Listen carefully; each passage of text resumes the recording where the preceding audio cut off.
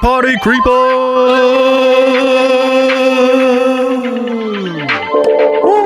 Nice. Back on Patreon again. And the best thing about this is we didn't warn the freeloaders at all, because I think you told them at the end of the free episode that we were going to be back. Like we always do. We always lose track of it. You know what I'm saying? They know better by now. They just go, sure you will. Sure you will, buddy. Sure you will. Yeah. Well, Kristen helped us out in the video version on YouTube. I think when you said that, when you were like, we'll be back next week, and then I think the words come up and it's like, actually, no, we won't. Next week's Patreon or something like that. Psych. Yeah. But unfortunately, there's not so much you can do in post with podcast, in the podcast realm. You know, I guess I could add like a little echoey voice or pause it or something and add that stuff in there. But I had already finalized the episode by the time I figured out that we were going to be on Patreon this week. So it is what it is. You know. Yeah. We're consistent. What are you going to do? It's gone and there's nothing you can do about it. That's right. That's right. Much like Woodstock 99, man. It happened. It was crazy. And now we can talk about the craziness that happened. I wasn't even aware of this at all. Right. I didn't know they rebooted it and it was a disaster. I was 12 years old at the time, which was almost old enough to be there and get served alcohol and get, probably a concussion and almost get trampled and everything else. Who knows? Yeah. God, have a heat stroke. 12-year-old kid. I mean, there were kids there that were young as 14 for sure. Yeah. So, well, the one girl that was focused in the docuseries, she said she was 14. Yes. At the time. And just getting groped by a bunch of fucking creeps and everything else. I don't think she loved that part so much, but yeah, she loved the experience of being there and said she would do it again in a heartbeat. It was definitely seemed like it was something that if you were there, you were never going to forget. It's like after the fact, though, it's easy to say that you would do it again. But I mean, go back to the conditions that you were living in for those 3 days, and then you take away the fact that you're completely off your rocker. Like if there wasn't so much drugs and alcohol going around, nobody would have been able All's to. well that ends well, right? I mean, like there's people that have near-death experiences where they got stranded somewhere, they almost died, and then they were like, I would do it again. It's like, yeah, but in the moment, you wanted the fuck out of there. Would you really? Like if we were guaranteed to throw you right back in the same situation, you would go back? But you don't, assuming you don't know whether it's going to go as well for you. Like it could go poorly. Well, you don't know the outcome. But you and I both know how these situations typically go, right? I mean, I've been in my share of parties, and I've been around a lot of people who experiment with different types of drugs, and everybody has a better feeling and a better view of it when it's over. They never remember what they've gone through. It's just like I've had friends that have been through the military, and they're like, "Bro, boot camp was like the best time of my life." Well, then go back. No, bro, I'd never go through. Well, then which is it? Yeah. You know what I mean? You're over romanticizing it. Which a lot of over romanticizing happened in Woodstock 99, because there were people talking about, like this one girl in particular on day one, right? She's going to bed and she's like, my mouth was full of sores, right? She's like, I had no saliva, my mouth was all full of sores. She had trench mouth. She had trench mouth. Yeah. And that's a good time. Like, you want trench mouth? I don't want trench anything. You want to be drinking Dookie water for 3 days straight? Bro, if there's no clean water, I'm out of there. Yeah, it was either Dookie water or you pay $4 a bottle for water and wait in line all day for that. And the $4 in 1999. So that's like $20 for a bottle of water in today's economy. Yes, that's a fucking ripoff. Yeah, and it just kept going up as the days progressed. It became very clear what this whole festival was about. It was not about peace and love. It was about dollars is what it was about, and profits. Money. Yeah. So. Yep. Yeah. It was just a cluster. It was a clusterfuck of bad ideas, man. The lineup, like the audience, the amenities. This is that fire festival thing. Remember the documentary about that? If it actually happened, like this is the way it would have turned out. No doubt, with the little bit of planning. Yeah. And then you bring fire into the equation on the last day. Good idea. Good idea. You could go into the conspiracy about that and like, did they want that for the controversy, as they kind of mentioned at the end of it. But let's start from the beginning and get into it. Let's hear your intro. I heard you got something pretty interesting in the works for this one. Yeah, man, let's do it. It looks like an absolute war zone inside here. I can't tell you. There are cars turned over right by the stage. These trucks are just burning. It's all about the he said, she said bullshit. We woke up one morning, there was no damn water for like half a day. It's all about the he said, she said bullshit. Everybody was warm and it was hot as hell. It's all about the he said, she said. said bullshit. Like no water, man. I was like, they're trying to kill us in here. It's all about the he said, she said bullshit. Just one of those days you wanna wake up and everything is fucked and everybody sucks. There's a lot of frustration about $10 burritos, you know, and $5 hot dogs, things like that. You don't really know why, but you wanna justify ripping someone's head off. Say, all right, the crowd's gonna calm down, and then they have revisionist machine come No human contact, and if you interact, your life is on contract. All right, you guys gotta calm down, and then Metallica come out. Your best to stay away, motherfucker. Cause I'm telling you now, it's just one of those days. You can't do that. There's too many crazy people around here on drugs. It's just one of those. It's all about the he said, she said bullshit. I was just like, wow, man. It's all about the he said, she said bullshit. Propane tanks were exploding. That's ridiculous. It's all about the he said, she said I came here to watch music. I didn't come here to fear for my life. It's all about the he said, she said bullshit. I was just like, wow, man. I think you better quit, let that shit slip, or you'll be leaving here with a fat lip.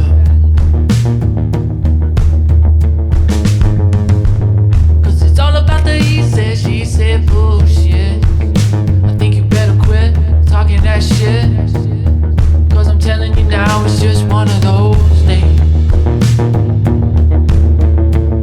It's just one of those. It's all about the he said, she said bullshit. I got this tattoo about Thursday night around It's all 12:30. about the he said, she said bullshit. I gotta hear something to remember it by. It's all about the he said, she said And I should say bullshit. Woodstock Riot 99. It's all about the he said, she said bullshit. It's all about the he said, she said bullshit. It's all about the he said, she said I bullshit. was just like, wow, man. It's all about the he said. All right, for this week's episode, a Patreon exclusive. You know we like to do things a little bit more differently on Patreon. We like to stray away from the main trail a little bit when we do Patreon because we know you guys will go with us and That's right.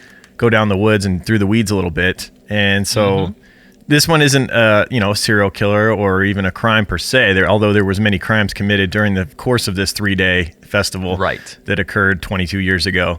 I was about to say, it is not without crime. Oh, there's plenty of crime to discuss in this one. Yeah. But we're discussing the 3-part docuseries that just got posted on Netflix called Trainwreck Woodstock 99. So we're going to discuss Woodstock 99. They tried to reboot it 30 years after the fact. And Yes. it was, in fact, a train wreck. And because it was clearly about profit, it was profit stock and strayed completely away from what the whole idea of the original Woodstock was, which was peace and love, anti-war, counterculture, and was a beautiful thing back in 1969. And in 1999, it was the era of basically exploiting the music industry for as much dollars as you could get. It was the boy band era. A lot of young people were angry about the direction that music had gone because of this, because so much money and business and bigwigs had gotten involved in the industry and just kind of ruined it.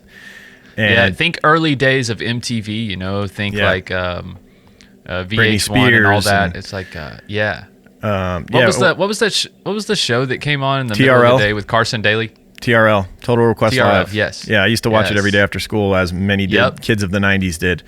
Yes, TRL, dude. I remember. It's that time. If you imagine that, Yep. just everything was publicized. Every single musical guest they had on TRL was pushing something else. It some was kind of sponsor, like social media some- before social media, right? Like, and it had the same vibes to it, the same kind of dirty vibes. Or it was just like anything for attention type of thing. Nothing was too cheap. Nothing was too cheap for MTV at the time. Right. Yeah. Yeah. And you see a lot of this. A lot of people were upset, like I said, about the direction that music had gone, and it was all about money and not about the art anymore.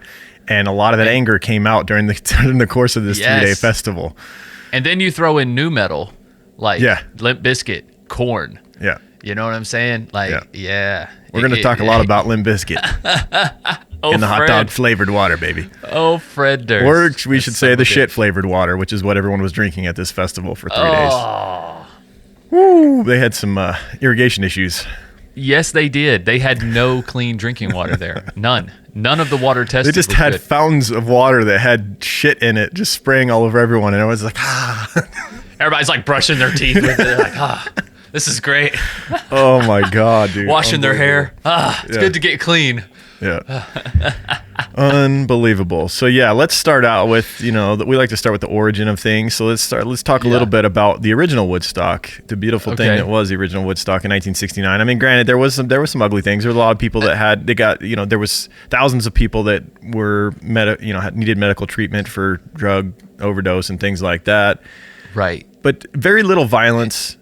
I don't recall any like out of control fires or, buildings being torn down or anything along those lines. Just a lot of people in fields, high as shit, spinning around in dresses. Right. And Woodstock 99, not Woodstock 99, but Woodstock 69, they had that ability because they were in fields. They were in a natural environment, right? Not on a fucking tarmac.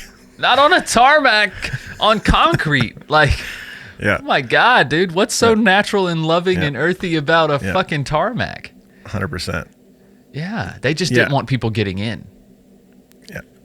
Yeah, and it was not entirely about profit. In fact, they shut down. They almost shut down the original Woodstock because it was making no money because of the cost of. They underestimated the cost of food and drinks for everyone. They actually cared that people were well hydrated and fed. Unlike Woodstock 99, where they're like, "Fuck you! You can pay $12 for a fucking corn dog, or you can starve. We don't give a shit." Yeah. Water is $10 a bottle, and you have to wait in line, or you can go drink some Dookie water over there, deal with it. Meanwhile, the whole creator area, the musician area, they were just treated like kings, of course, because the two guys running this festival in 99 were scumbags, and we'll talk plenty about that. But back to 69. So the original Woodstock in 1969 was clearly like an anti-war. It had so much. It was young people that were pissed off about the direction of the country and the world. They were anti-war. There was flower power, counterculture. It was held on a farm in Bethel, New York, near Woodstock, a town of Woodstock, which is where it's got its name from. There was 400,000 people in attendance at the original Woodstock, which actually dwarfs the Woodstock in 99, even though our total population had grown so much in 30 years. It's crazy to think how big the original one was. But that was because there was nothing to do in 69. That's true. Of course you were going to go.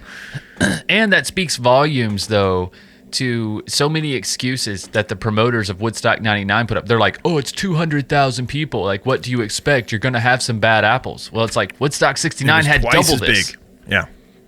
But, culture was different. Music was different. Your lineup of artists was very, very different. Yeah. I think that is one of the biggest mistakes they made in 99. Yeah. Which we'll talk plenty about that. But, man, the lineup of artists, what did you expect? Yeah, clearly this was all about money. It was a money-making endeavor for the creators of this reboot in '99, because you can just look at the list of artists, and all they did was pick the biggest artists at the time, which many of which were, like you said, new metal bands like Korn and Limp Bizkit, and they completely go against the whole concept of what the original Woodstock was. They're angry bands that are screaming about violence and things like that. And fuck the system and all that. I guess there was a counterculture vibe to Limp Bizkit in a sense, just in a different way. But they were very fuck the music industry and fucking sync and all that stuff, which I guess you could look at it like it was counterculture. And I get how they could connect those things, but there's just so much anger in it. Mm-hmm. It's just so much anger in Limp Bizkit, and so many of those. I have the full list here of people that performed. It's pretty insane. In 1969. No, in 99. Oh. Okay, well, in 69, we had a lineup that included Jimi Hendrix, obviously, Janis Joplin, Santana, The Who, Grateful Dead. A lot of, like you said, the lineup was very different vibes. These bands were, much of their music was about inclusivity and, love, and a much different vibe, much less angry. Yeah. The art of music, It's pretty crazy. I'm looking at this list of acts for 99, and it's kind of crazy that they only showed so many. Mm-hmm. They only showed the ones that they did. You didn't even see much of Metallica, right? Which is one of the biggest bands in the world and has been there for 30 years. Dude, Godsmack was there. Godsmack was huge. Creed in the early 2000s, which is it's a weird one, right? Singing about God up there in front of all these angry fucking kids. No. Godsmack's not a Christian band. No, Creed. Oh, Creed was at Creed Woodstock was there. '99, and it's with arms wide open, burn this building down. Right. Maybe they needed more Creed and less freaking Metallica. What's funny is they was such a ugly mix though. Like you had like Limp Bizkit go on and then Jewel coming on. You know, it's just like, what the fuck? Yeah, are the you guys combination doing? was too mixed up. Yeah. And you had Rage Against the Machine. Rage Against the Machine was there too. Yeah. I'd like to see. Oh, Dave Matthews was there. Like, it's See just what I'm so saying? mixed. Then you had James Brown and Willie Nelson mixed in too. They just took the biggest artists that they could possibly book, and they didn't think about anything else. All the ancillary effects of that, you know. Dude, ICP was there. Oh my God! Insane Did you Clown know that? Posse. All the Juggalos were there. Yes, That was asking for ICP trouble. was there. But Because you know also, what? the Roots- Those fans of that band, they just don't have any tolerance for other bands or other like fans of bands. You know what I mean? It's like, it's Juggalos or die. Like, fuck all you. Yeah, ICP demands a lot of commitment from their fans. Apparently, Yeah. it's like, I don't know, their fans, and then their fans turn around and they feel like ICP is like very underappreciated. They're like, you don't understand it, bro. You don't understand where they're coming from. Like, those are just analogies. They don't really mean kill babies. Like, it's just. I'm like, I don't know, man. I don't think everyone's interpreting it that way. I don't know. It was just shock music. You know, there was a lot of shock culture in music at the time. You know, now that I think about it, though, I think they could have made this whole thing work, even with the lineup that they had they just provided the proper amenities. And that was the one thing that the older woman who had been an organizer at the original Woodstock, who had provided food and stuff for the original Woodstock, that was a part of prepping this event in '99 as well. She knew right away when she saw all the trash everywhere. It was like, if you don't, there was a quote from a security officer, I have it written down here, who was a part of this docuseries, and where was it? Yeah, he's just talking about having everything there. I agree. He basically said, if the venue shows that they don't care, then why should you care as an attendee? You know? Yeah. If you feel like you're not cared about, your health, your sanitation is not cared about, then they're gonna lose shit. Especially if you're getting more hungry, you're getting thirsty, you're getting hot. It's hot as fuck out there on that tarmac. Like you said, it was basically a military base. Yeah, so let's go through that whole thing. We kind of touched on the original Woodstock, what it was, mostly a beautiful thing. Obviously, there was a lot of people that got too messed up on drugs, which is gonna happen. But as long as you have less the proper cameras there too, though. Yes, you know. I mean, but dude, there's plenty of footage of like fields with people, like thousands and thousands of people, and the amount of trash and litter was a 100th less than what we see. Was basically a war zone at Woodstock '99. So in 1999, one of the original kind of founder guy from Woodstock '69, Michael Lang, decided. Well, first, we can't skip over 94, which was also a train wreck. They tried to reboot Woodstock in 94.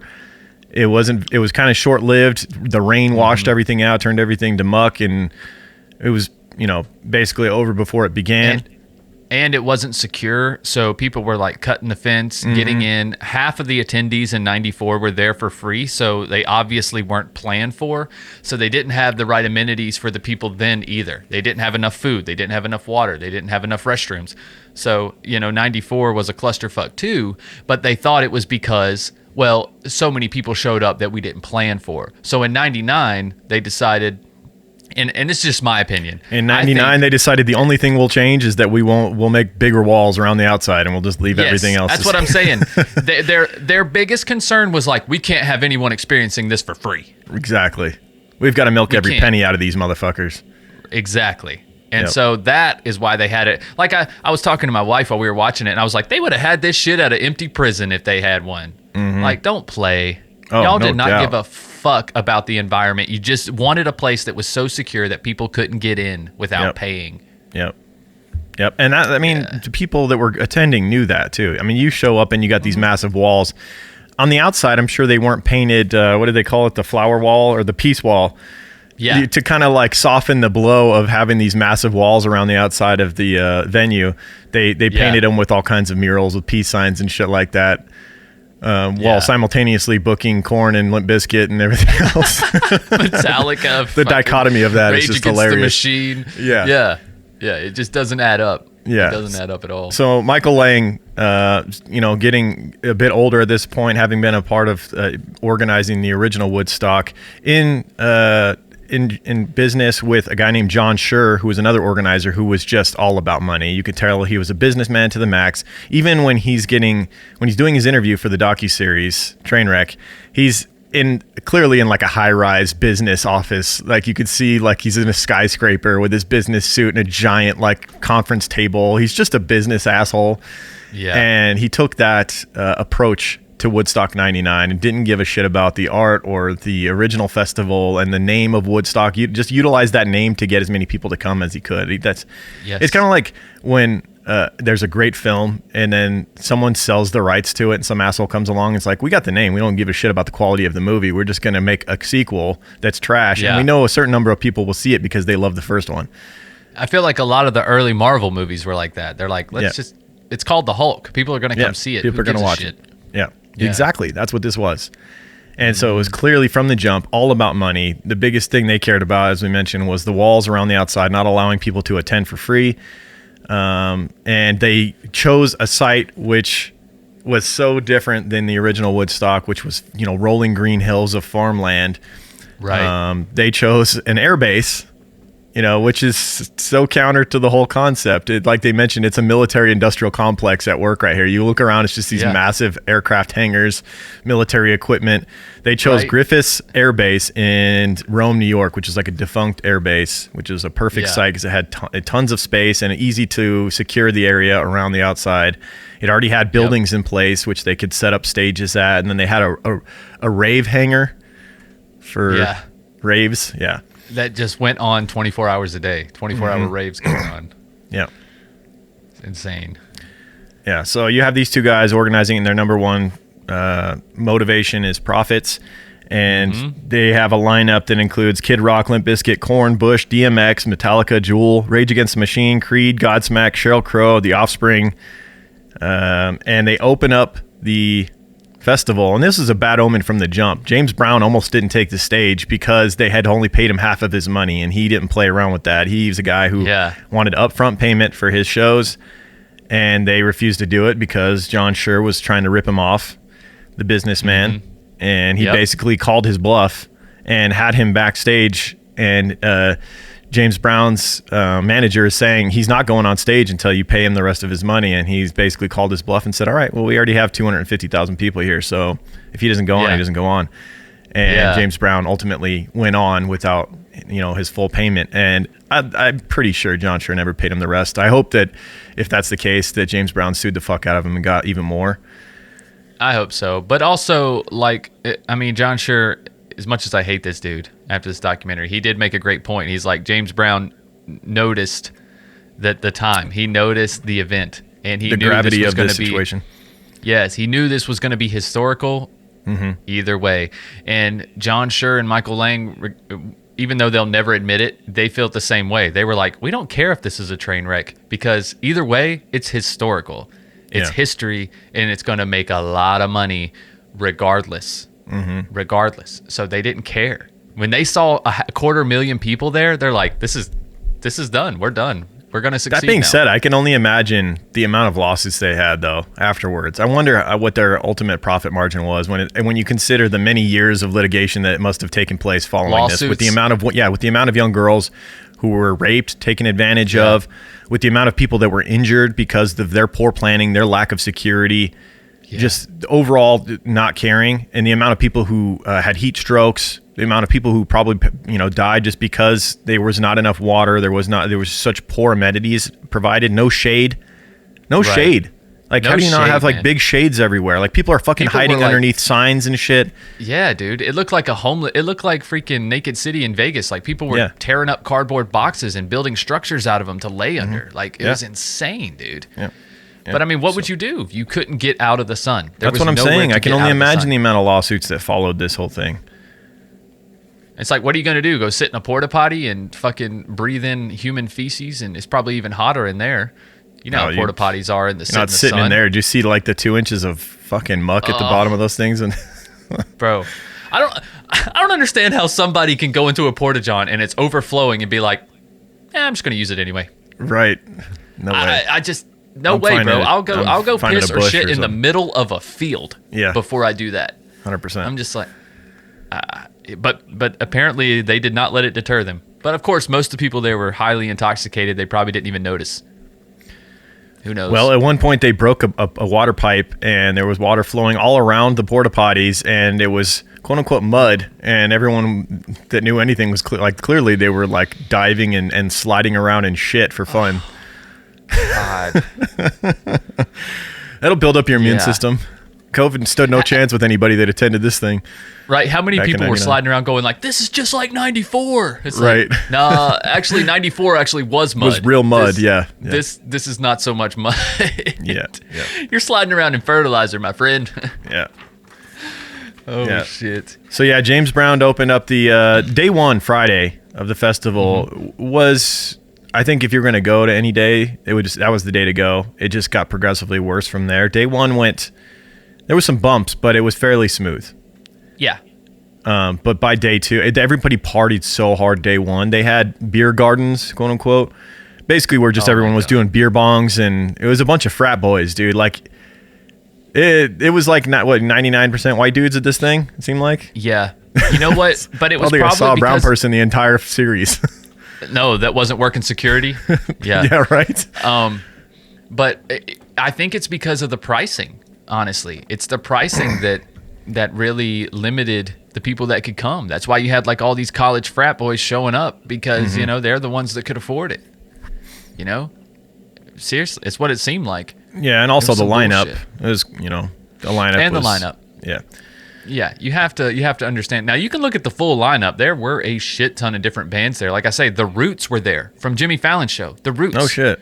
Yes. George Clinton and the P-Funk All-Stars were there. So there was other types of music. Sugar Daddy was there. Like, there's a lot of people there that were, that were Wyclef different. Jean was there? Wyclef Jean, yeah, but he went nuts. Yeah, he was fucking telling them to throw bottles at him and shit. He was like trying to play the national anthem on guitar, and it sounded like shit. He was doing the Hendrix thing. Remember, he was trying to emulate Hendrix, which you just don't do that because you can't. Don't do that. That's like, I'm going to emulate Michael Jordan. Like, you're probably just going to look like a shitty version of him is what you're going to do. Especially if you can't play. Like, if it's like John Mayer or somebody, let's hear Jimi Hendrix rendition of the national anthem. But Wyclef Jean, nah, bro. Like, that's like when Lil Wayne took that guitar to that one concert and was like, yeah, he's just playing like random shit because he just thinks it will fit in. It's like, no, man. I know they make it look easy, but it's not that easy. Right. Stay in your lane. You're a front man. Stay in your lane. lane. Do what you do. Go up there. Yeah, do your shit, man. Your shit is fine. We have to talk about the pay-per-view aspect of this, which just made the whole thing even crazier. Oh my God. Yeah, was it MTV that did the pay-per-view? Was it MTV? Yes. They were running this pay-per-view thing, and it was very much, you know what it reminded me of was Spring Break. Remember how big Spring Break was on MTV back in the day? And it was basically like the original Jerry Springer show, or it was I guess it was the same era. There was probably running simultaneously. On one channel, you had Jerry Springer with little people going at it with sex workers fighting each other and shit. And then on the other channel, you had Spring Break, just girls showing their tits and asses shaking on the television. Yeah, that's pretty much what this was. Yeah, that's what they were trying to make it as extreme as possible. And you were paying $65 for the full 3 days to watch this on television if you couldn't make it. And the feed for pay-per-view was just all the most explicit aspects of this thing, which there was plenty of it to go around. I mean, they didn't have to look far. There was naked people everywhere all over Woodstock 99, people getting body paint done, and people basically having sex out in the open. Drugs being done out in the open. Yeah, just anywhere you looked, there was something, and they were focusing on all of that. They were focusing on what's the most extreme shit we can get people to do. And then what happens when you put cameras in front of people? They're gonna perform. They're gonna perform. They're going to perform. It's like, it's just natural. The more you're on camera, you feel that pressure. You feel that moment. And you feel like you need to do something. It was the frat boy there was a prime example of that, where he's like, I told you I'd get on fucking TV. He starts smashing his head on something. Oh my God, yeah. He starts smashing his head on like this wooden board or something. Yeah. I'm like, Jesus Christ. Yeah, anything for attention, right? This might be your last time on TV, buddy. Yeah. Ooh. Yeah. Yikes. I know, I was thinking to myself when I was watching that scene, I was like, I'd love to see that guy watching this 20 years later. I would just love to be in the same room with this guy. Like, that's you. He's got grandkids now and shit. That's you. That's you, Ralph. Right. Wow. Impressive. Probably still proud of it. That was probably his shining moment in life. He's probably already had the VHS and shown everybody 100 times. Right. He's probably on the cover. Yeah, right. So day one rounded out with Korn, which that started to kind of turn the tides and make everybody nervous. All the minimal security. Let's talk about the security for a minute. Okay. I mean, if you could call it security, it was basically that was the one thing that they tried to. There was these little sprinklings of like trying to do it the way they did it in the original Woodstock. They didn't want this vibe of like a bunch of big hulked out security guys with guns on their hip. They brought in a bunch of teenagers, paid them $500 each, gave them no training, no sort of defense, no weapons or anything like that. Gave them a fucking yellow shirt and were like, all right, go in there. And they were 18-year-old kids who basically half of them just turned into the crowd. They were taking their shirts off and like, fuck this thing. Like, why beat them? Why if you can't beat them, join them. Well, they had nothing on them. They were ill-equipped. Yeah, when you sign up to work security, sign up. I mean, like you said, it's just they basically give you a shirt. It's like, how tall are you? Yeah, you look good. Here, have a shirt. $500. Here's $500. Yep. Yeah, they probably didn't even know their names. They don't give a fuck. One kid was talking about how he had an extra shirt and he sold the shirt on his back for $400 to someone because he was lying to him and telling him all these things that it gets you. I'll get you backstage and all this shit. Yeah. All right, we got $400. I got another shirt in my backpack. What do I care? That's the security that was working these 200,000 people. Right. Trying to. I'm truly amazed that none of the artists got seriously hurt. I really am. Me too. Like, it was so dangerous for them, especially like the situation that Fatboy Slim got in, where the crowd, that was like the point where the crowd was at the peak, like angry rage and like unsettled, and like he goes on and then they cut his set midway through because of the van driving through, which we'll talk about all this. But and like then they got mad the fact that stage didn't get stormed and he didn't get like ripped apart is pretty crazy. Like, because they kept showing the line of security that was like protecting the stage, and it was like 8 guys, and you have this massive sea of people.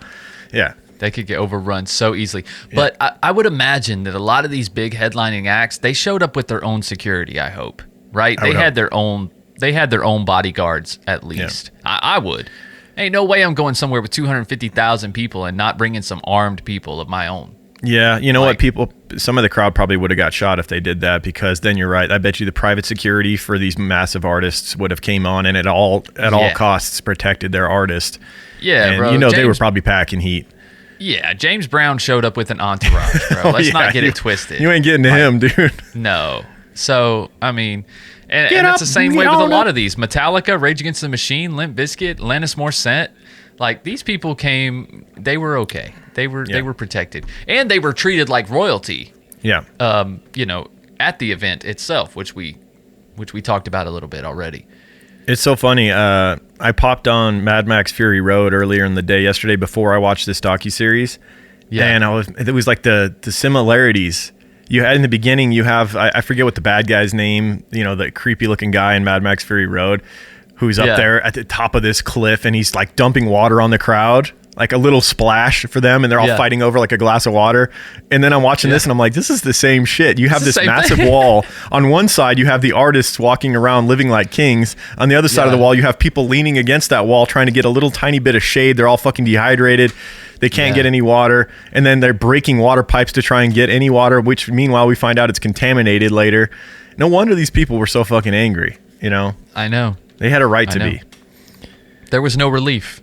There was no relief there. So Korn, there were some artists that didn't help the cause, but what did you expect? This is the side I'm on, where there was the main security guy that was interviewed in this. He saw how poorly this was planned, and then the bookings that they did. And it's like, you can't be mad at Korn or Fred Durst for being who they are. You knew what you were signing up for. Yep. They're gonna rile up a crowd even more. That's their job. That's what they do. That's their job. That's what you paid them to do. Yes. You paid them to put on one of their shows. Well, that's what they did. Yeah. They came and put on one of their shows. They're in an angry style of music. Their crowd, their fans are angry, and their job is to get them riled up. And that's what Korn did on the end of day one, was just tear the roof off the place and get the crowd going. It seemed like they put on a hell of a performance, dude. Like, you got to hand it to them for what they do. Whether you're into the music or not, they put it all on the stage. Dude, I loved Korn. Yeah. Early 2000s. Yeah, they have some great songs. Fucking Freak on a Leash. Yeah. Yeah, there's some badass shit. But then Bush had to follow them. Yeah. Poor Gavin Rossdale with his British accent comes on, and he's got to follow Korn after they just like made the crowd go insane. But you know what? From the footage I saw, he did a good job. Like, I mean, obviously he's a top-notch musician. He knows how to. He brought there was this dichotomy where you'd have one performer come on, and maybe part of the issue was the lineup as far as like you should have put certain artists before others. You should have had Korn finish. You can't have Korn go on and then have Bush go on after. You got to have Bush then Korn. Well, see, the crowd was there to see the angrier. You want them to finish out the night. You know, no doubt. But it was day one. So they weren't able to gauge the crowd. But honestly, if these producers of the thing, we're talking about Michael Lang and John, what was his name? John Schur, yeah. If these guys had any clue about these acts, that would have helped a lot. Or if they just fucking opened up That is a good point. That is a good point. They were literally looking at record sales, right? And they were going, well, this corny band, like Korn, is that what it is? They got an R backwards. I don't know. I'm confused. They just sell a lot of records. I think we should just get them. I mean, we're trying to make money here, right? Who is this guy? Limp Cookie? Limp Biscuit? Well, we'll put this guy on here. He does it all for the cookie or something? 100%, right. Yeah, that'll probably be fun.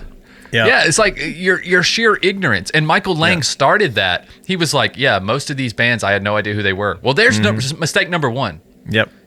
Mistake number one. You don't invite ICP, fucking Korn, and like all these bands, you don't even know who they are. That's, yeah, you fucked up big time. Yep. Insane. Yep. And so, yeah, the night one closes out with Bush kind of bringing the tone of the crowd down a little bit. I'm surprised he didn't get, Gavin Rossdale didn't get ripped off the stage and torn apart by the crowd after Korn freaking came on and just got them all riled up. But he was able to bring the tone down a bit. Day one ended, and like we said, day one went about as well as it could considering the circumstances. But things were only going to build from there because the amenities.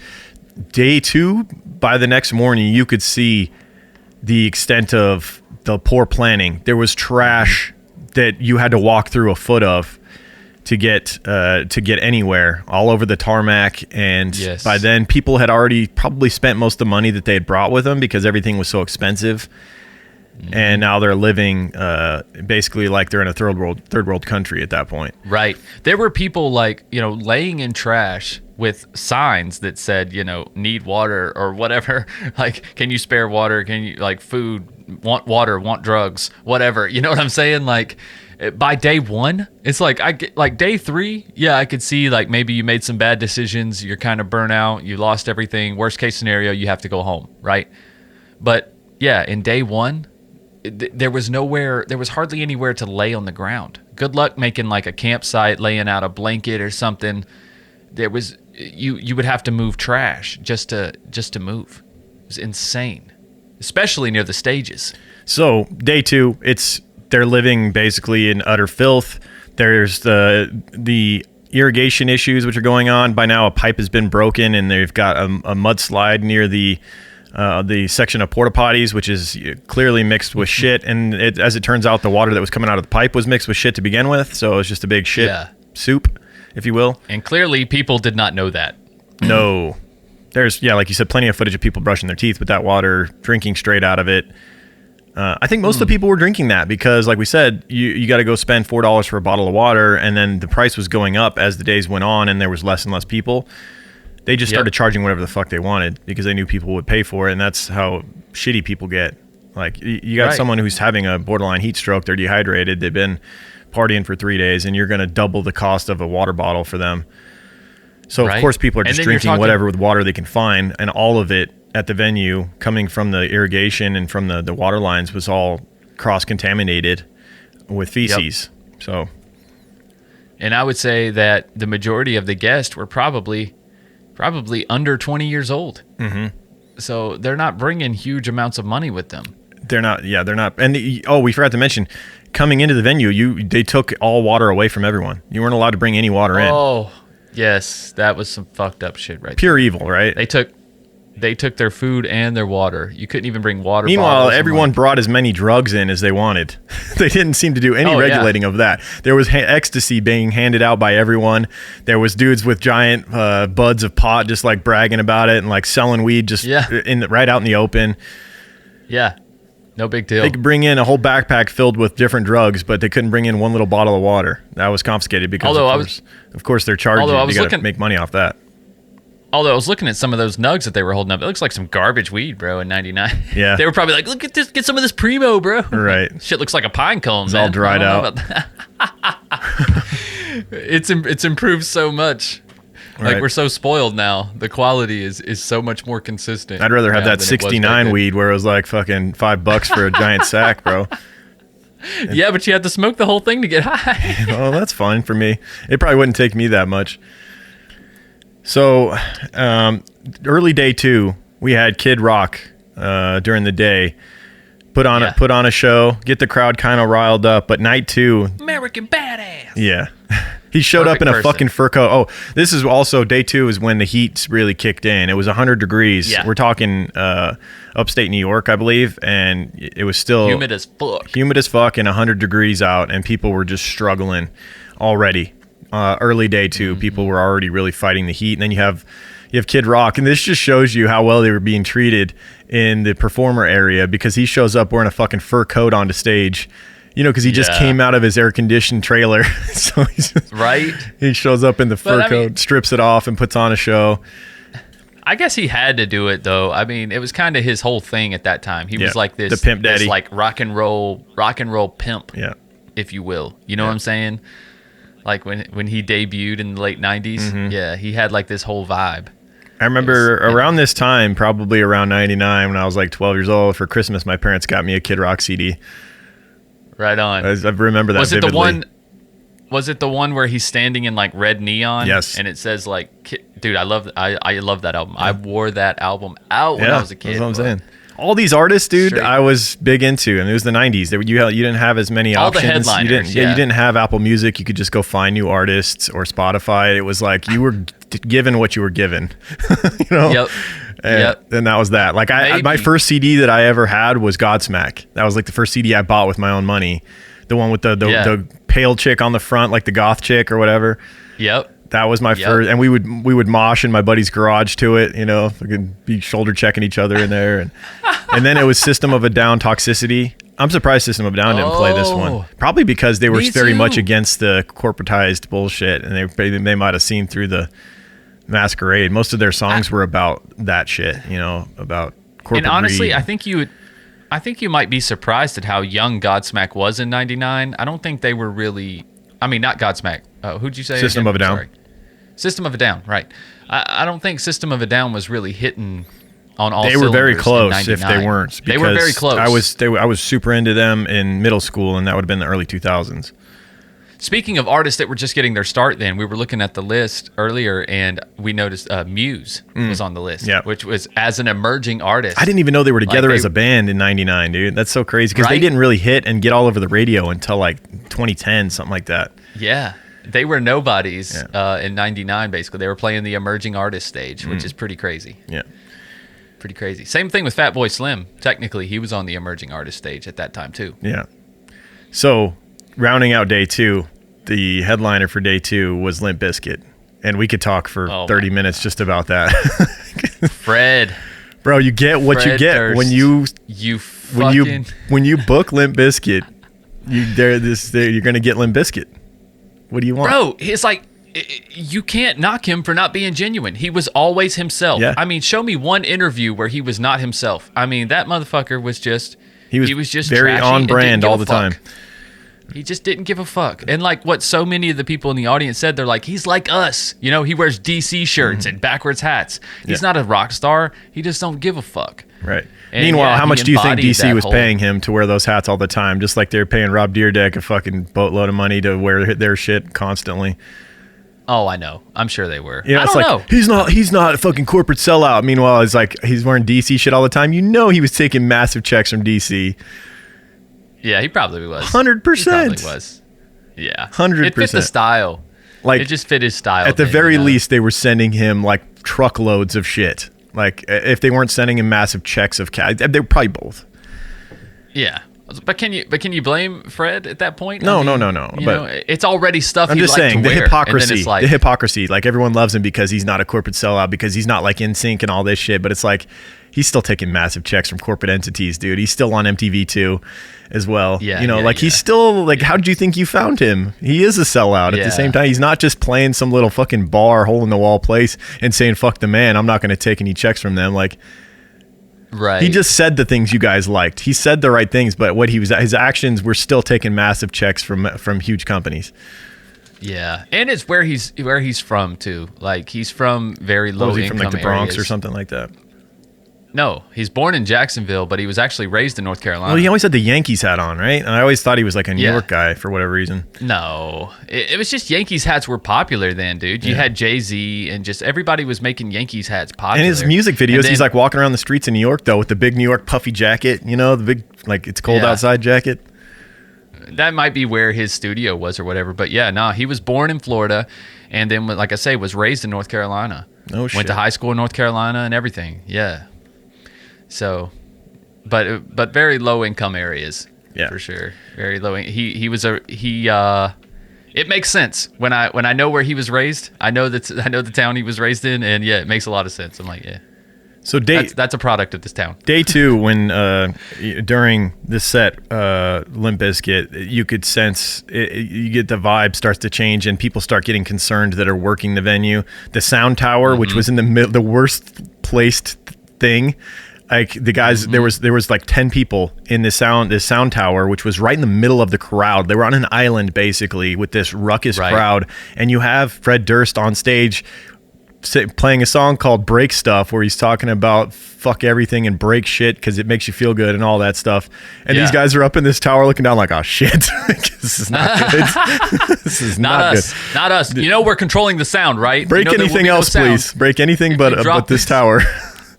They actually had to evacuate these guys in this tower. They had to do like a literally a military evacuation. They had to force the people up at the front of the stage had to force their way through the crowd and get those people in the tower out of there because they could see the writing on the wall that people were starting to climb up into it and they were seriously at risk. Yeah. Which is insane. And I know you were like, that's a terrible place to put it, but I mean, like, that's where it has to go, good right? Sound, you have to be in the middle of the crowd in order to control the sound. Like, if you don't know what it sounds like in the middle of the crowd, what are you doing? Fair enough. So they had to be out there, but but it had to be secured more than it was. Like it should have been a building. They should have put in an actual like brick building or something there. I don't know, something that couldn't burn, that was sturdy, that you couldn't get into.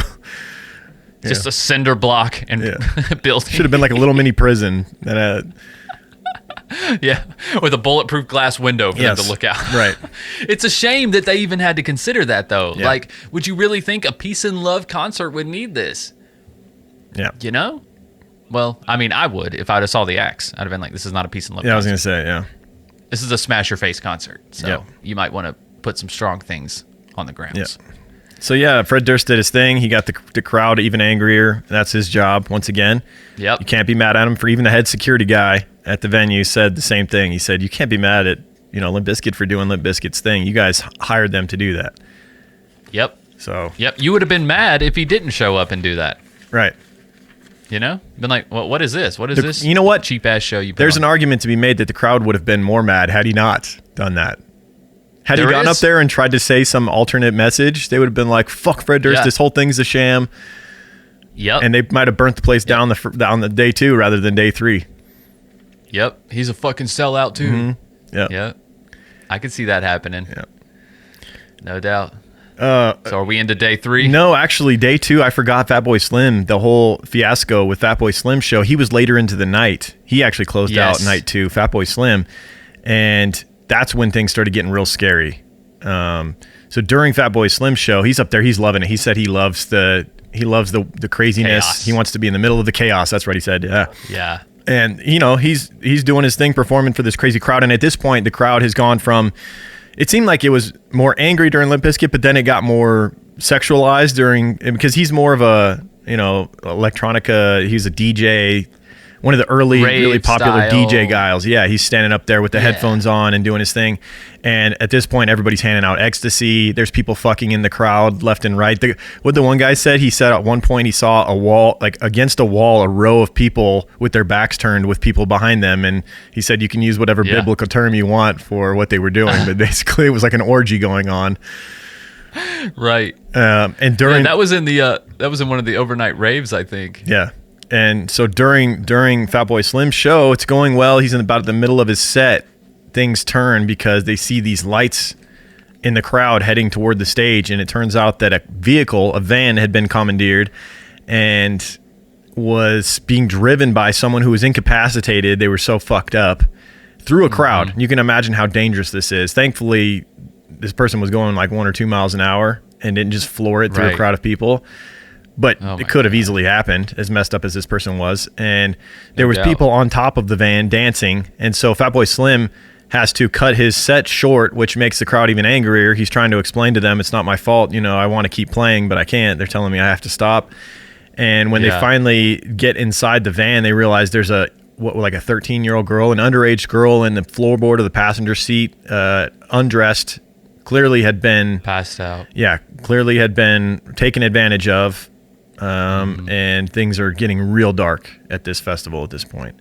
And that's how night 2 ends. And you can imagine the whole tarmac and everything where this thing is being held, this whole venue is just getting nastier by the minute. You know, there's more and more filth, trash. We forgot to mention the reason there's so much trash is because the sanitation department they'd had budget cuts, and they had to do like vendors. They had to do like second party vendors who were not doing their jobs. They hired like some second rate trash companies to come out there, and they weren't even doing anything. Well, but because they agreed on, an amount of service, and then they paid for the trash service and the food services and all this because they jobbed it out, right? But you get what you pay for. Yeah. And if you didn't pay for enough for 250,000 people, then they're not just going to be like, oh, well, let us just bring more amenities, even though you didn't pay for it. It's like, well, no, they're only going to do what you paid for. You didn't pay for enough. That's your problem. Like, you can't even blame these third-party people for coming in and doing what they had to do. Yeah, the amount they probably got paid. They probably got, stiffed. They got given a very small amount of money, and then you're dealing with a massive place with 200,000 people and trash everywhere, and it's like, no, right? You didn't pay me for this. Exactly. And you're serving a bunch of entitled people who feel like, we paid money to be here, blah, blah, blah, and this and that. Yeah, because there was the one lady that was going around with trash bags trying to get people to clean up, and they're like, fuck you, I paid $150 to be here. You clean up. You clean up. Yeah. Exactly. And that's how it should be. Yeah. I mean, yeah, the trash should be accounted for. But that cut into their profit margin, dude. They didn't care if people were suffering and having a miserable existence while they were there. They were raking in cash with each dollar that they didn't spend on things like trash and proper hydration for the people that are tending, and food and all that affordable food. Like, they just truly didn't care, and the people could feel that. The people knew that they were being taken advantage of, and the people showed it. As the festival progressed through the days, it just got more and more intense. And by day 3, they had Willie Nelson open, which is just so bizarre. I know. With a hymn. Yeah. With a hymn above all else. Yeah. What did he sing? Amazing Grace or some shit? Yeah. I'm like, wow, you're bringing out... I thought it was a tactic, right, to calm everybody down. Yeah. But I guess it was planned from the beginning as kind of like their Sunday morning ritual. But yeah, that was awkward. Yeah. That was awkward, as well as like didn't they have like a monk tent? They had Tibetan monks on like basically somewhere in some tent at this place, which is so it's the bizarrety of the different worlds that are going on all in this one location. You got these monks in the tent while people are on ecstasy fucking right outside of the tent probably. And then they're swimming in shit outside of that. Yeah, dude, the contrast was insane. Yeah. But you know what's crazy? You know what really baffled me was like Willie Nelson in 99, he looks exactly like he does now. He hasn't aged he still looks old as shit in 99, but he doesn't look any older in 2022. He has like crazy. Danny DeVito. Danny DeVito's got that thing going on. He's looked the same for 30 years. He's looked old as shit for 30 years. Yeah, like Harrison Ford. Yeah. He's looked old since he was in his 20s. Now he just looks normal. Yeah. Yeah. Oh, man. Yeah, so day 3 in the morning, you have Willie Nelson playing, and as he's playing, you have kind of a mass exodus. The crowd was cut down significantly. I'd say they probably lost like 25%. They're down from 250 to probably a little under 200,000 at this point. Yeah. And it's ironic because as he's playing on the road again, up on stage, you see these cars of people fleeing, saying, it's basically like a third world country in there. I'm tired of it. It's so filthy, and there's garbage. nothing. There's no water, and I'm out of here. All the smart people left, and all the crazy fucks were left, which ultimately was probably worse because now you have a smaller crowd, but it's all the craziest motherfuckers left. Right? The ones that are willing to stay through this just absolute terrible circumstances. Well, it's also important to note at this point that there were rumors going around that there was going to be a big surprise at the end of the festival. Doesn't it make you wonder whether these guys were like evil geniuses and they were trying to intentionally cause mayhem? Because I know, right? It's like you look at all their actions, all their decisions, the lineup, and then doing things like this, intentionally leaking this concept that there was going to be this big headliner that no one knew about that wasn't on the announcements for the festival. Yep. They were putting out these rumors intentionally, getting the crowd more hyped up for something that they knew wasn't going to happen. Indeed. So But it made 3/4 of the crowd stick around, so it was pretty brilliant, I guess, because that's just that much more money you made. You made a whole day of money, and businessmen make money at the expense of others, and they could care less about that as long as they make more money. Exactly. So you had Willie Nelson opening up. You had Jewel in the afternoon, and she said it was a very weird energy. It was unlike any show she's ever played, and you could see it. Like there was footage of her on stage, and it's just like the crowd is just not feeling her act at the moment. She's an amazing artist, but it was not the right crowd for her at this stage in day 3 of this festival where everybody's fucking hungover, dehydrated, angry at the circumstances, and then she's up there singing her beautiful songs with an acoustic guitar, and it just didn't blend well. And so she did her set and got the fuck out of there, took her check and bounced. And these artists, like some of their teams of people were like, let's get out of here now. Get on the bus. We got bad vibes at this place. There's no need to stick around. Let's get you to safety. Yep. And then day 3, you had the headliner, the Red Hot Chili Peppers, up on stage. And you had Flea, fully nude, playing bass. Fully nude. Just only the bass guitar blocking his dick most of the time, but plenty of shots of him jumping around with his schlong flopping around. Which was fitting because half the crowd was naked at this point as well. So, yeah. And you're the headliner, and you're one of the biggest rock stars in the world in '99. It's like fuck it. Yeah. Right. Yeah. And had to do something crazy. I guess their big thing that they should have been putting out more accurate rumors because everyone was thinking there was going to be this big headliner following the Chili Peppers. There was nothing planned for after them as far as an artist goes, but what they did have in store was the dumbest idea I've ever heard, unless you are intentionally trying to cause chaos, especially when you've seen how the first 2.5 days of this thing have gone. You maybe should have just canceled this whole idea, but instead they went forth with it. Even after warnings from the fire marshal on site, they went ahead and handed out 100,000 candles to the crowd. There you go. With some matches or lighters, I suppose, to light them. They had to have a means to light them. Oh, dude, don't play. Everyone there had a lighter. Yeah. And this was because earlier that year, the Columbine shooting had happened, and this was supposed to be a candlelight vigil during the song from the Chili Peppers, "Under the Bridge," which is kind of a lower, a lower tone vibe. It's kind of a right. I get you. Yeah, it's kind of a sadder song. Going. Right. And it was actually beautiful initially, right? You had everybody that was there was like, we've never seen anything like it. You picture 100,000 candles at once burning during a song like "Under the Bridge," and then you start seeing fires pop up. You see one massive fire at the back of the crowd, and from there it just became like a war zone. Fires everywhere. The crowd angrily throwing more and more tables and chairs and whatever they could find into the fire, just making it into the most massive bonfires you've ever seen.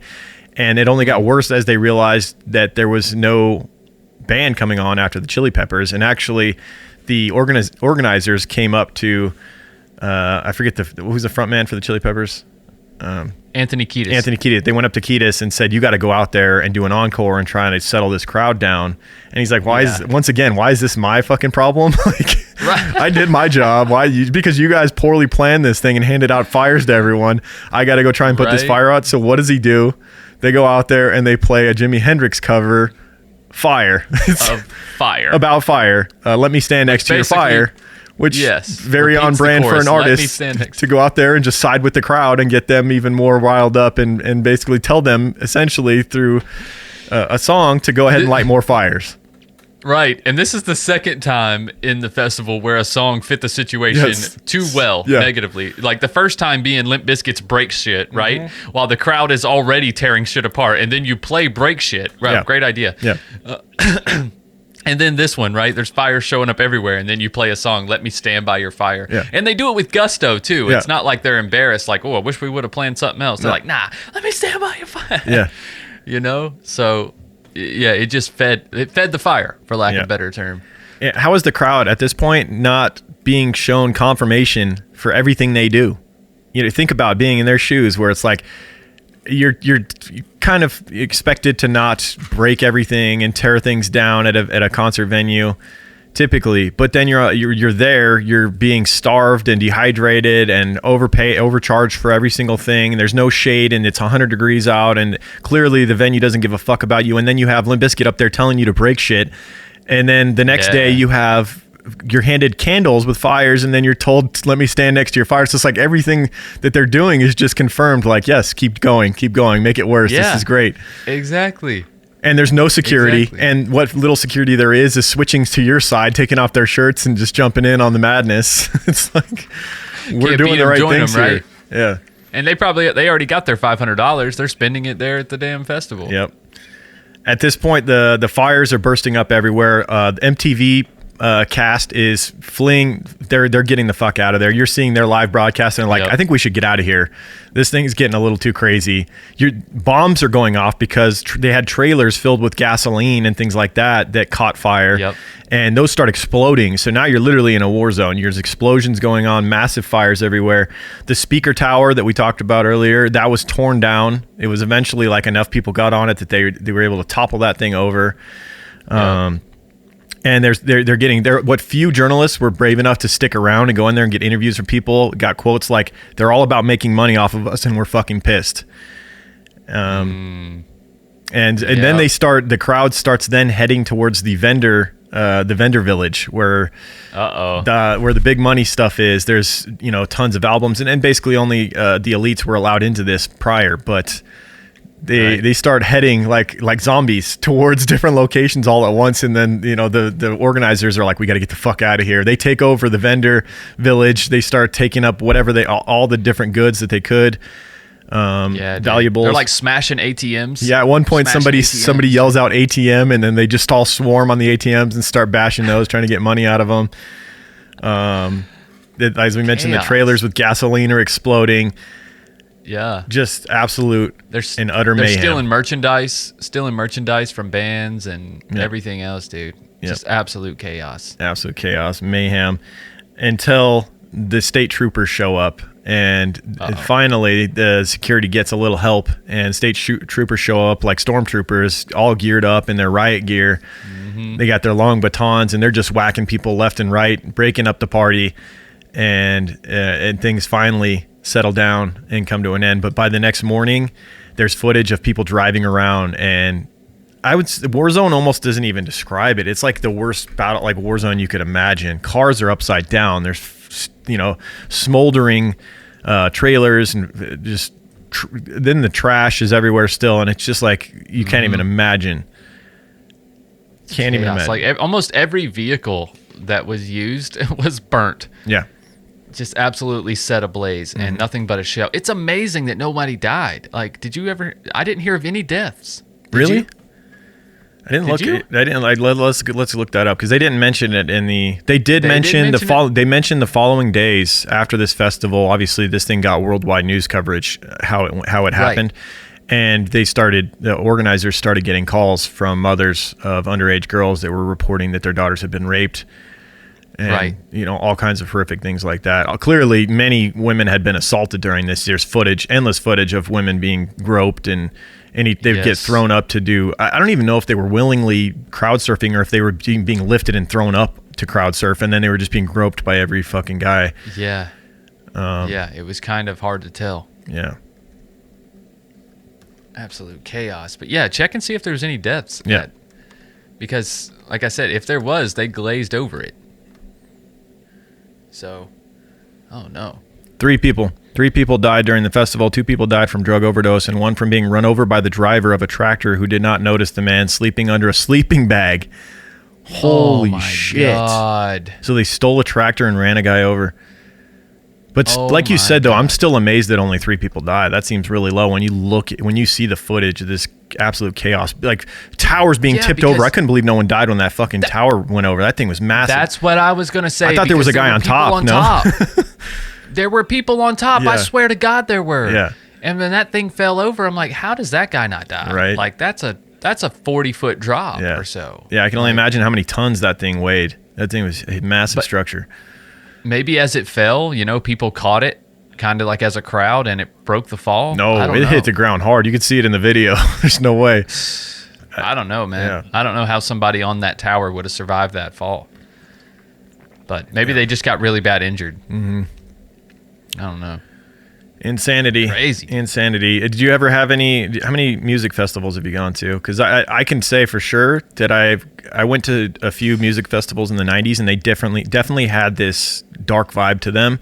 I went to Extreme Thing, which was held yearly during the early 2000s at Desert Breeze Park in Vegas, and it was massive. Like, obviously nowhere near the scale of Woodstock, but there was thousands of people there, and there was massive bands that played it every year, like System of a Down and things like that. Yeah. And I went to it several years, and there would be massive brawls and tear gas thrown into the crowd. There was one year, I'll never forget this, where this group of skinheads took over the crowd, and they took over the mosh pit, and they were basically standing in the middle of the mosh pit and just fucking up anybody that walked in. They would jump them and beat the shit out of them. And there was like 5 or 6 of these massive fucking skinhead dudes, and they were scary as shit. And like there was a couple of guys that were brave enough to go in there and take them on, but no one backed them up, and then they would just get beat down by these guys. It was super messed up. Damn. No, I don't have any experiences like that, dude. But like the 90s were I didn't grow up in Vegas. The 90s was the era of the just angry music, man. Right. But I mean, Vegas is also like a festival central. You know what I'm saying? There's always festivals going on. There's always all these opportunities.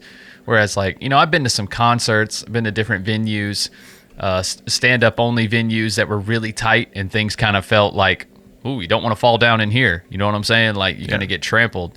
But other than that, I never had nothing. I never experienced anything that was like Woodstock, where I felt like I was really in fear for my life. I always felt like, if this got crazy, I could leave. I've been to a few outdoor venues. Like Charlotte has, I can't remember what it's called right now. It used to be called Verizon Wireless Amphitheater, and it's a great venue to go see concerts because it's outdoor. And then the grounds go up as you go, and you can get like lawn tickets, and you kind of like have your space and whatnot. But it's way more controlled. It's not just open and standing area everywhere. But yeah, no, man, I ain't never. That's not my scene, man. I would not be having fun at a festival like that. I would not be having fun at all. Even day one, I would have been like, nope, time to go.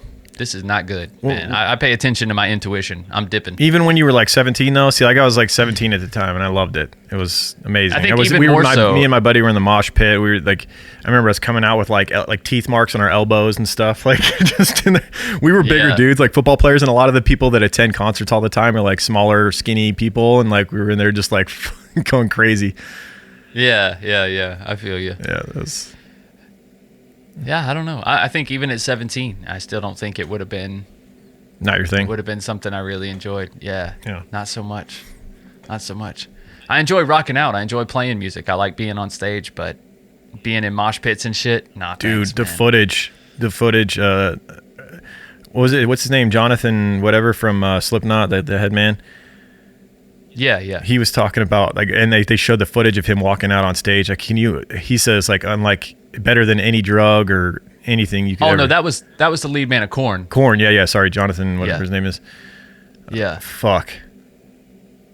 Yep. I know it's not... The intoxication, that's why, like, you can't blame those acts. You can't blame those acts for feeding off that energy when that is the energy that they feed off. They of. had 200,000 people eating out of the palm of their hand. I can only imagine the thrill and the adrenaline rush you get from that. Like every word you say, like Fred Durst, you could see, I loved how the guy described it, how his like egos were battling with each other. It's like, don't say it, Fred. And then he just says it.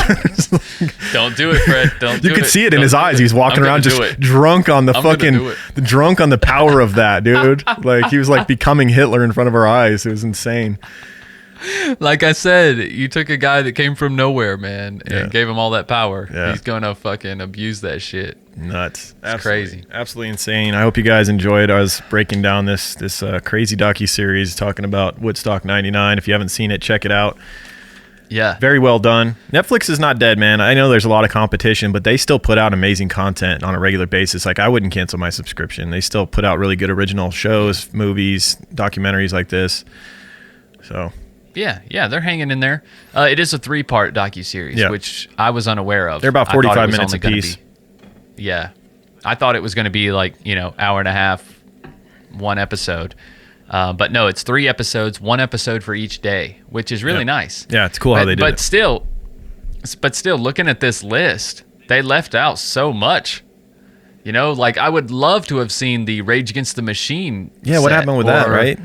Because the crowd was, or DMX. DMX was there. Oh man, yeah. How did he deal with the crowd? He had to have gotten them fired up too. Exactly. But it is crazy that they left the Rage set out, because that was, I think, the crowd identified with Rage's message more than anybody, and you could see that when they started heading to the vendor tents, they were literally chanting, "Fuck you, we won't do what you tell me." Yeah, exactly. And I'm like, where was the Rage set? Maybe nothing. Maybe Rage just had a normal concert. Maybe all the rage of the crowd was contained with them and they kept it under control and nothing crazy happened. But I just can't imagine that. I feel like if anybody wants to stick it to the man, it's fucking Rage Against the Machine. It's in the damn name. Yeah. But right on, dude. I was really shocked when you sent me this case, honestly, earlier this week. I was like, really? Woodstock? So the way that went down, shout out to my coworker, Isaac. I don't think he's a patron. I don't think he listens to the podcast at all, but he was just, he watched this documentary, and we were sitting around at work near the end of the day, and he was just going on, dude. He just like broke this whole thing down. He was like, he made such a compelling case about, how good this docuseries was. And he's like, dude, you got to watch all this crazy shit happen. And I'm like, fuck it. Let's just do this as an episode. It sounds crazy enough. There we go.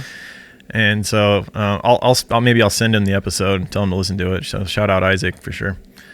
Right on. Appreciate it, dude. Speaking of shout outs. Yes. Ready to get into some shout outs of some other patrons? We owe many of you patrons. Yes, sir. Of our festival here, the Festival of Patreon, a shout out. I say let's go all the way back to July 9th. Okay. I think that should start cover with it. Josie Thompson. Yeah. All right. You want to start it off? Sure. All right. We'll go. Thank you to everyone who signed up for Patreon, new and old patrons.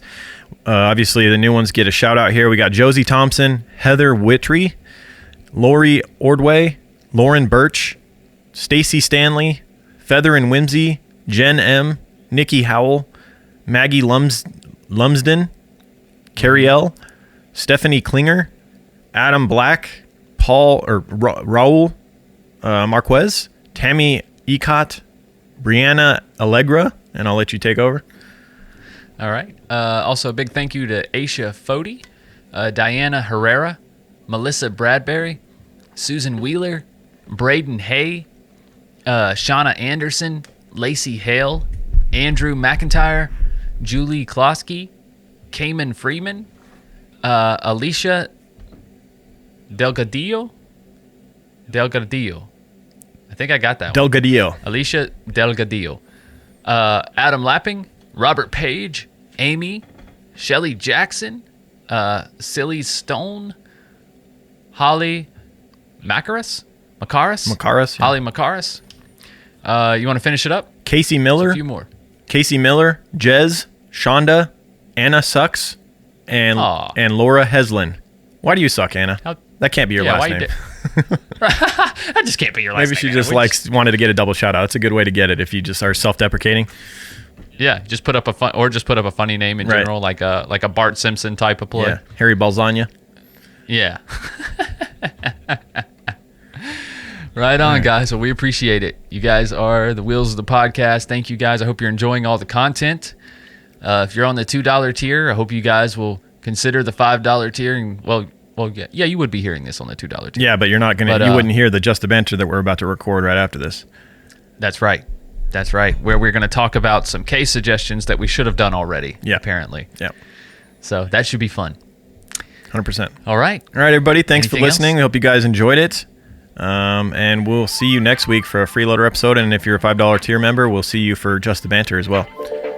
Yep, on Friday. All right, everybody, keep creeping. True crime guys, in the desert we like a mirage. It's okay if you clicked on us cause you thought we was True Crime Garage. Now we ain't mad at you, sit down, let us talk at you. I'm talking to the creeper army, we out here making murder, get murder, get murder. True crime guys, in the desert we like a mirage. It's okay if you clicked on us cause you thought we was True Crime Garage. Now we ain't mad at you, sit down, let us talk at you. I'm talking to the creeper army, we out here making murder charming. You hush your mouth, boy.